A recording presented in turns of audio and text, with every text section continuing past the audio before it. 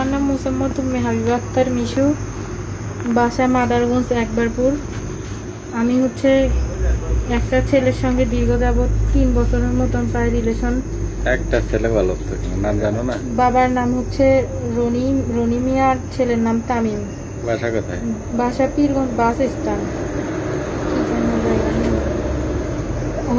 আজকে বাসায় গেছে, গত 2 বছরের মধ্যে 1 বছরই প্রায় বাসায় গেছে। শারীরিক সম্পর্ক হয়েছে অনেকভাবে, নানাভাবে, ওর ইচ্ছাতেও আমার ইচ্ছাতেও।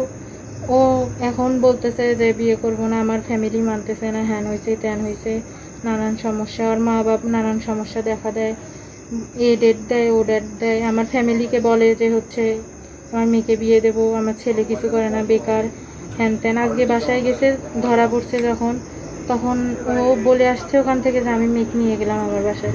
অর্ধেক রাস্তায় আসার পর সে আমার হাত ছেড়ে দিয়ে চলে গেছে।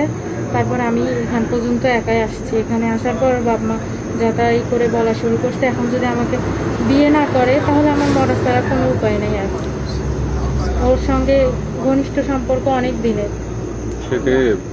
গায়ে হাত তুলছে? হ্যাঁ, গায়ে হাত তুলছে, আজকে অনেক মারধর করছে, মুখে হাতে চুল ছিঁড়ছে, অনেক কিছু করছে আজকে।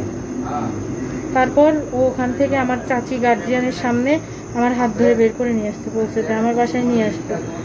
অর্ধেক রাস্তায় এসে বলতেছে আমি তোমার পা ধরি, বাসায় যাও। আমি বলছি না, আমি যাবো না। ও চলে গেছে, আমি একাই চলে আসছি এখানে। তো এখন যদি বাসার গেটে দাঁড়িয়ে আছো?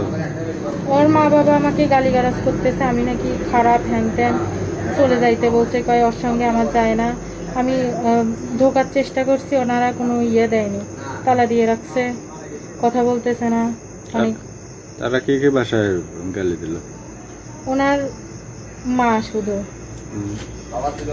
হ্যাঁ, উনিও বলতে ধরছে, তারপর থামে গেছে।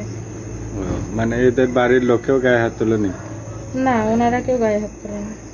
ওনাদের সঙ্গে মুখেই শুধু কথা হয়েছে, মুখেই যাতা বলছে, শুধু বলছে আর কোনো ছেলে নাই ওখানে, হ্যান ত্যান, এগুলা অনেক কিছুই বলছে, খারাপ খারাপ কথা।